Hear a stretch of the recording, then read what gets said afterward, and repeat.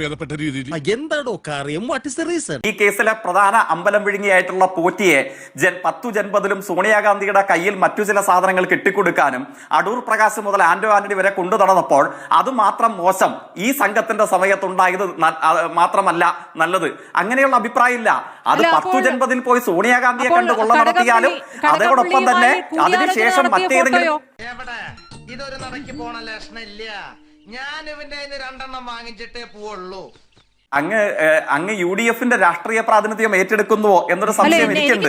അത് ഏറ്റെടുക്കാൻ പറ്റിയ പര്യാപ്തമായ ആളുകൾ ഈ പാനലിൽ ഇരിക്കുന്നത്. അല്ല, അങ്ങേക്ക് എന്ത് വേണമെങ്കിലും ചാർത്തി തരാം, അതൊന്നും ഒരു പ്രശ്നമേ അല്ല. ചോദ്യത്തിന് ഉത്തരം തന്ന വലിയ ഉപകാരം. ചോദ്യം ചോദിച്ച ഒറ്റ തൊഴി വെച്ച് തരും, റാങ്ക് പറയും, അപ്പ കേട്ടാ മതി, റാങ്ക് കാണിക്കും, അപ്പ കണ്ടാ മതി. ജയ്ക്ക് ഒന്നാമത് മനസ്സിലാക്കേണ്ടത്, ഇന്നിപ്പോൾ കോടതിയിൽ നിന്ന് രൂക്ഷ വിമർശനം ഈ സർക്കാരിനെതിരെയാണ് വന്നിരിക്കുന്നത്. സർക്കാരിന്റെ SIT അന്വേഷണത്തെയാണ് കോടതി വിമർശിക്കുന്നത്. സത്യമാണെങ്കിലും എനിക്ക് അംഗീകരിച്ചു കൊടുക്കാൻ പറ്റുമോ?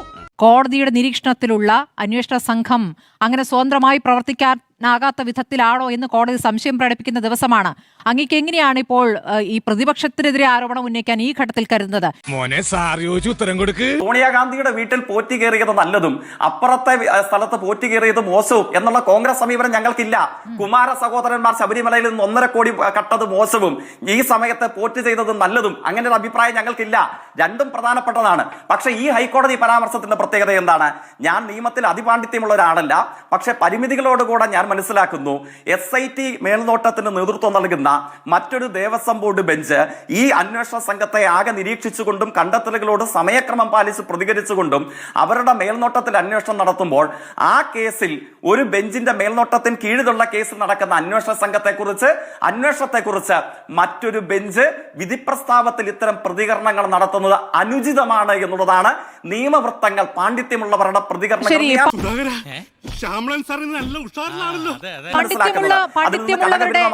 പാണ്ഡിത്യമുള്ളവരുടെ തീരുമാനമനുസരിച്ചായിരുന്നോ നേരത്തെ പാരഡി ഗാനവുമായി ബന്ധപ്പെട്ട ഒരു നിലപാടെടുത്തിരുന്നത്? പാരഡി ഗാനം വല്ലാതെ രീതിയിൽ മതനിന്ദയാണ്, മതവികാരം വ്രണപ്പെടുത്തുന്നതാണ് എന്ന നിലപാട് ഇന്ന് വേണ്ടെന്ന് വെച്ചല്ലോ.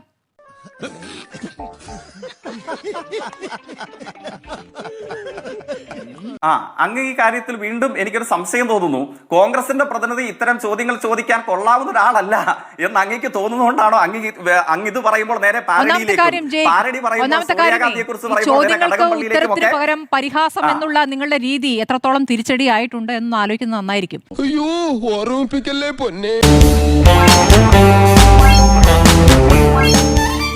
നോക്കൂ, ഡിസംബർ 8 ശേഷം അന്വേഷണം മുടങ്ങുകയാണ് എന്ന് കോടതി പറഞ്ഞു കഴിഞ്ഞു അല്ലേ?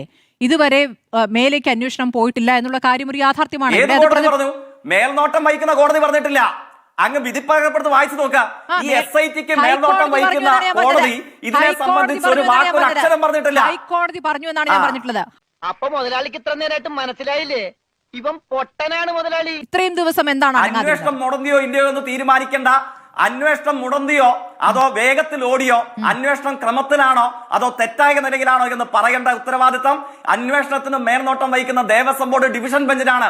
അവര് പറയട്ടെ, അന്നേരം ഞങ്ങൾക്ക് അതിനെ കുറിച്ചുള്ള എന്റെ പ്രതികരണം ഞാൻ അന്നേരം പറയാം. ശരി, അപ്പോൾ അത് ശരി, ദേവസ്വം ബെഞ്ച് പറഞ്ഞാലേ എല്ലൊരു മറുപടി. അതാണ് ഈ ഇന്നത്തെ മറുപടി. പറഞ്ഞു, പക്ഷെ ഞാൻ ആ അർത്ഥത്തിൽ പറഞ്ഞിട്ടില്ല.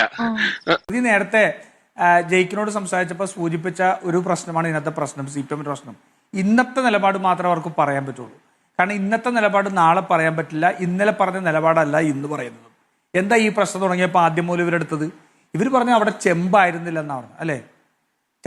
സ്വർണ്ണം അല്ലായിരുന്നു, ചെമ്പായിരുന്നു എന്നല്ലേ ഇവർ പറഞ്ഞത്. ഇപ്പോൾ പത്മകുമാറും വാസുവും എല്ലാം കോടതിയിൽ എടുക്കുന്ന ഡിഫൻസ് അല്ലേ ഇവർ ആദ്യം എടുത്തത്? അത് ചെമ്പായിരുന്നു, സ്വർണ്ണമായിരുന്നില്ല എന്നല്ലേ പറഞ്ഞത്.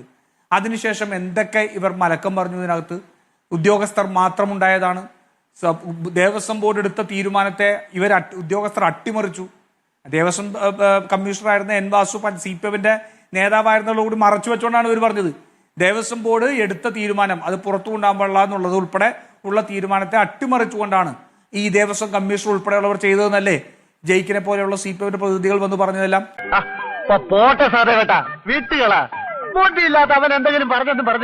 അത് കഴിഞ്ഞു പിന്നെ പത്മകുമാറിനെ അറസ്റ്റ് ചെയ്തു. ബിഷപ്പിന് അതിനു മുമ്പായിട്ട് വാസുവിനെ അറസ്റ്റ് ചെയ്തു. പത്മകുമാറിന് അറസ്റ്റ്. അപ്പൊ നമ്മുടെ കൂടെയൊക്കെ സാധാരണ അവതരിക്കാറുള്ള CPM ഒരു നേതാവ് പറഞ്ഞത് എന്താ, ഈ ഇപ്പോ ജയ്ക്ക് വിശ്വാസമർപ്പിച്ച ആ വിചാരണ കോടതി അല്ല വിജിലൻസ് ദേവസ്വത്തിന് വിജിലൻസ് ബെഞ്ച് ഉണ്ടല്ലോ, ആ ബെഞ്ചിനെ കുറിച്ച് നമ്മുടെ, ഞാൻ പേര് തന്നെ പറയാം, ശ്രീ അനിൽകുമാർ എന്താ പറഞ്ഞത്? കോടതി പരിധി വിട്ടു പോകുന്നു. ഇങ്ങനെയാണോ കോടതികൾ? കോടതിയാണോ അന്വേഷണം നടത്തേണ്ടത്? കോടതി പരിധി വിടുകയാണ് പറഞ്ഞല്ലേ അനിൽകുമാർ? അതെ അതെ. 3 ദേവസ്വം ബോർഡ് പ്രസിഡന്റുമാരും 2 ദേവസ്വം മന്ത്രിമാരും അറിഞ്ഞുകൊണ്ടുള്ള കൊള്ള CPM അറിയാതെ നടക്കുമെന്ന് നമുക്ക് രാഷ്ട്രീയമായി വിശ്വസിക്കാൻ കഴിയില്ല. അത് ശരിയാ, അത് ശരിയാ. ജെയ്സി തോമസിന്റെ ജില്ലയിലെ അങ്ങയുടെ നേതാവ്, അങ്ങയുടെ സഹപ്രവർത്തകരല്ലേ ജയിലിൽ കിടക്കുന്നത്? അത് നിഷേധിക്കാൻ നിങ്ങൾക്ക് പറ്റുമോ? അത് നിഷേധിക്കാൻ പറ്റില്ലല്ലോ. 3ഓ 4ഓ പ്രാവശ്യം ജാമ്യം കൊടുക്കാൻ നിഷേധിച്ച് റിമാൻഡ് നീട്ടി ജയിലിൽ കിടക്കുന്നത് അങ്ങയുടെ സഹപ്രവർത്തകരാണ്. എന്റെ കഷ്ടകാലം എന്നല്ലാതെ എന്ത് പറയാൻ. അത് നിഷേധിക്കുക. എന്നിട്ട് പോയിട്ട് ഇതൊക്കെ കഴിഞ്ഞിട്ടാവട്ടെ അങ്ങ് ഡൽഹിയിലേക്ക് സോണിയാഗാന്ധിയുടെ കയ്യിൽ എന്താണ് കെട്ടിക്കൊടുത്തതെന്നൊക്കെ വിശദമായ അന്വേഷണത്തിന് പോകുന്നത്. അങ്ങയുടെ സഹപ്രവർത്തകരാണ് കഴിഞ്ഞ കുറെ ദിവസങ്ങളായിട്ട് ജയിലിനകത്ത് കിടക്കുന്നത്. അതെങ്കിലും അംഗീകരിക്കാനുള്ള രാഷ്ട്രീയ മാന്യത കാണിച്ചുകൊണ്ട് ജനങ്ങളോട് നിരുപാധികമായിട്ട് മാപ്പ് പറയും. നിരുപാധികമായിട്ട് മാപ്പ് പറയും. ഇറങ്ങി ഓടാന്ന് വെച്ച വഴിയും പരിചയമില്ല. കൊച്ചു കുഞ്ഞുങ്ങൾ വരെ ഇന്ന് സ്വർണം കട്ടവൻ ആരപ്പ എന്ന് വെച്ചാൽ സഖാക്കളാണ് അയ്യപ്പ എന്ന് തിരിച്ചു പാടുക. ആ അവസ്ഥയിലെത്തി. കൊച്ചു കുഞ്ഞുങ്ങൾ പോലും ഇന്ന് വീടുകളിൽ കളിക്കുന്നത് സ്വർണം കട്ടവൻ ആരപ്പ എന്ന് ചോദിക്കുമ്പോ സഖാക്കളാണ് അയ്യപ്പ എന്ന് 4ഉം 5ഉം വയസ്സുള്ള കുട്ടികൾ പറയുന്ന അവസ്ഥയിൽ ഈ പറയുന്ന ഈ CPMന്റെ പ്രതിനിധികൾക്ക് മാത്രമേ ഇത് മനസ്സിലാവാത്ത ഇപ്പോൾ ഉള്ളൂ. അതാണ് സത്യാവസ്ഥ. ശരി, ജയ്ക്ക് മറുപടി നൽകണം. അങ്ങ് കോൺഗ്രസ് നേതാവ് ഇത്തരത്തിൽ രാഷ്ട്രീയമായ അഭിപ്രായ വ്യത്യാസമുള്ള കാര്യങ്ങൾ പറയപ്പോഴും അങ്ങ് ഇടപെട്ട് കണ്ടില്ല. കാരണം എന്താണ്? അങ്ങേക്ക് അതിനോട് വിയോജിപ്പില്ല. ഞാനൊരു ചോദ്യം ചോദിക്കല്ലേ ജയ്ക്ക്, എന്തൊരു കഷ്ടമാണിത്. പക്ഷേ ഞാൻ കേട്ട കാര്യങ്ങൾ അങ്ങോട്ട് ചോദിക്കല്ലേ? ആ ചോദ്യം മറ്റേതിലും എനിക്ക് ചോദിക്കാനുണ്ട്. ഈ CBI പറയുമ്പോൾ നിങ്ങൾ സോളാർ കേസിലും CBIക്ക് വിടുകയായിരുന്നല്ലോ. എന്തൊക്കെ വൃത്തികെട്ട ഏജൻസി എന്ന് പറഞ്ഞാൽ വൃത്തികെട്ട ഏജൻസിക്ക് നിങ്ങൾ വിട്ടല്ലോ. അതല്ല ഉദ്ദേശം. അതാണ് ആരാവശ്യം അല്ല. അതെ അതെ അല്ല, ഞാൻ പറഞ്ഞല്ലോ, അങ്ങ് ദയവ് ചെയ്ത് ഇത്തരത്തിൽ ചോദ്യം ചോദിച്ച് കോൺഗ്രസ്സുകാരനോട് ചോദ്യം ചോദിക്കാതിരിക്കുകയും ഇടതുപക്ഷക്കാരോട് മാത്രം അങ്ങേക്കറിയാവുന്ന കാര്യമായതുകൊണ്ട് ചോദിച്ചു പോയതാണ് എന്ന് പറഞ്ഞ് നിരന്തരം ഇടപെട്ട് ചോദ്യം ചോദിച്ച് മറുപടി പറയാൻ അവസരം തരാതിരിക്കുകയും ചെയ്യുന്ന ഈ ഏർപ്പാട് അങ്ങേക്ക് സ്ഥിരമുള്ളതാണ്. പക്ഷെ ആ ഏർപ്പാടിന് വന്ന് ഇരുന്ന് തരാൻ അങ്ങ് ദയവ് ചെയ്ത് ഞങ്ങളെ നിർബന്ധിക്കരുത്. നമ്മൾ കാണുന്നത് ജയിലിനകത്ത് കിടക്കുന്ന പാർട്ടി ജില്ലാ കമ്മിറ്റി അംഗമാണല്ലോ. ആ സവിശേഷമായ കാഴ്ച തുടരുകയാണല്ലോ. പാർട്ടി ജില്ലാ കമ്മിറ്റിയിൽ അദ്ദേഹം ഇന്നും തുടരുകയാണല്ലോ. ഈ ദിവസവും തുടരുകയാണല്ലോ. സമയമായിട്ടില്ല, മുഹൂർത്തമായിട്ടില്ല എന്നതാണോ? ഇത്രയും വലിയ ഗതികെട്ടവൻ ഈ ലോകത്ത് വേറെ ആരെങ്കിലും ഉണ്ടാവും എന്റെ കർത്താവേ? പബ്ലിസിറ്റി ലക്ഷ്യമാക്കിയുള്ള ഹർജിയാണ്. നിക്ക്, അപ്പൊ ഞാനത് പറഞ്ഞ് അവസാനിപ്പിച്ചു കൊള്ളട്ടെ. അപ്പോ ഈ കാര്യങ്ങളിലൊക്കെ ഈ കോൺഗ്രസ് നേതാക്കന്മാരുടെ നിലപാടുകളുടെ കനം, നിലപാടുകളുടെ രാജാവായിരിക്കാനുള്ള യോഗ്യത ഞങ്ങളാലല്ല, വിവിധ കോടതി ജഡ്ജിമാരാൽ തന്നെ അംഗീകാരത്തിന്റെ താമരപത്രം കിട്ടിയിട്ടുള്ളതാണ്. ആ താമരപത്രം വാങ്ങി ചൊക്കത്ത് വെച്ചിട്ടാണ് പ്രതിപക്ഷ നേതാവും അദ്ദേഹത്തിന്റെ ചെറിയ അനുചരനായിട്ടുള്ള കോൺഗ്രസ് നേതാവും നമ്മുടെ ചർച്ചയിൽ വന്നിരുന്നിട്ട് നിലപാടുകളൊക്കെ ഒരു സ്ഥൈര്യത വേണ്ടേ എന്ന് എന്നോട് ചോദിക്കുന്നത്.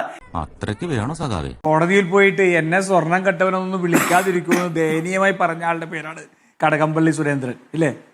കോടതിയിൽ കേസ് കൊടുത്തതിന് ശേഷം പുറത്തു നിന്നിട്ട് കോടതിക്ക് പുറത്തുണ്ട് തെളിവാണ്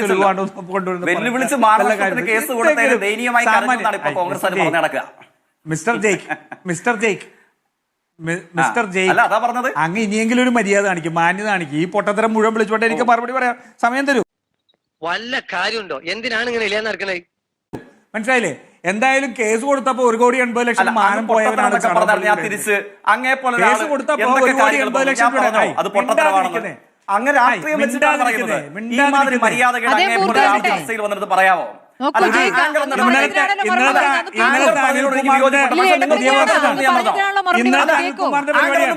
അനിൽകുമാറിന്റെ പറഞ്ഞാൽ മതി. ഇന്നത്തെ അഭിപ്രായം പറയുമ്പോൾ അത് മര്യാദയാണോ? അധികമൊന്നുമില്ല, 2-3 പിരി എവിടെ കളി കിടക്കുക.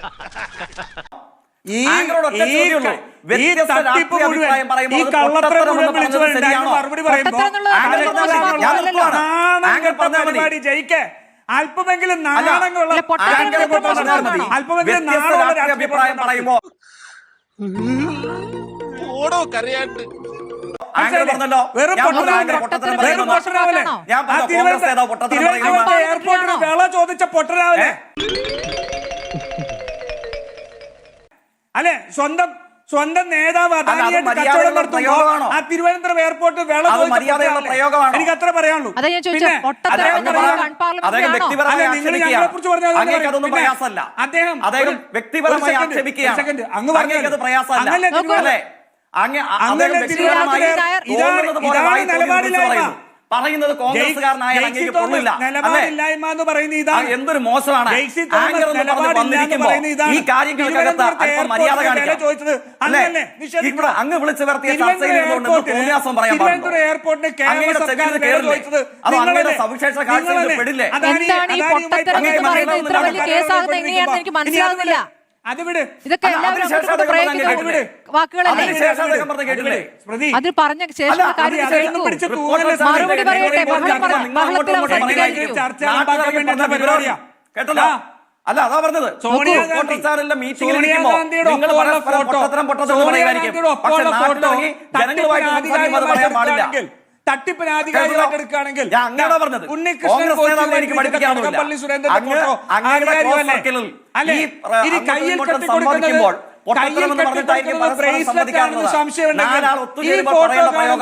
പിണറായി വിജയൻ സംഘവുമായിട്ട് 100 കണക്കിന് കോടി രൂപയുടെ കച്ചവടം ഉറപ്പിക്കുന്ന മനോഭാവമല്ലേ ഇവർക്ക് രണ്ടുപേർക്കുള്ളത്? ഇല്ലേ? 100 കണക്കിന് കോടി രൂപയുടെ അന്താരാഷ്ട്ര വിഗ്രഹമോഷണ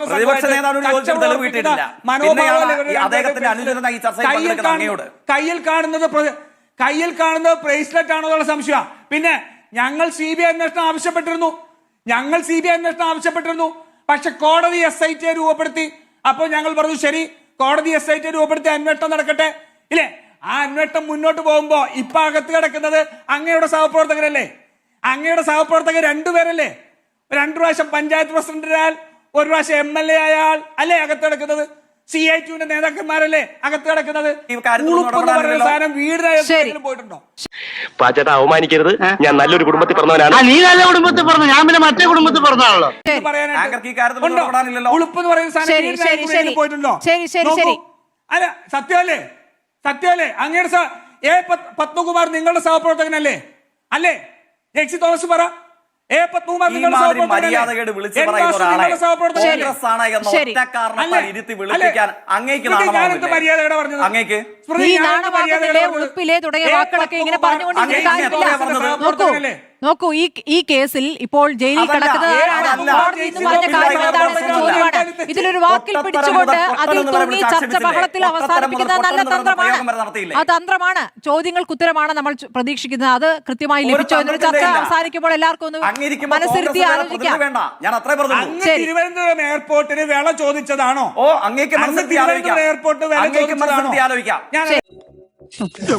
ഇതിനാണ് അവനവൻ പാരാന്ന് പറയുന്നത്. ചോദിക്കുന്നുള്ളൂ. ശരി. അങ്ങ് തിരുവനന്തപുരം എയർപോർട്ടിന് വില ചോദിച്ചതാണോ സർക്കാർ? കോൺഗ്രസ് നേതാവിന്റെ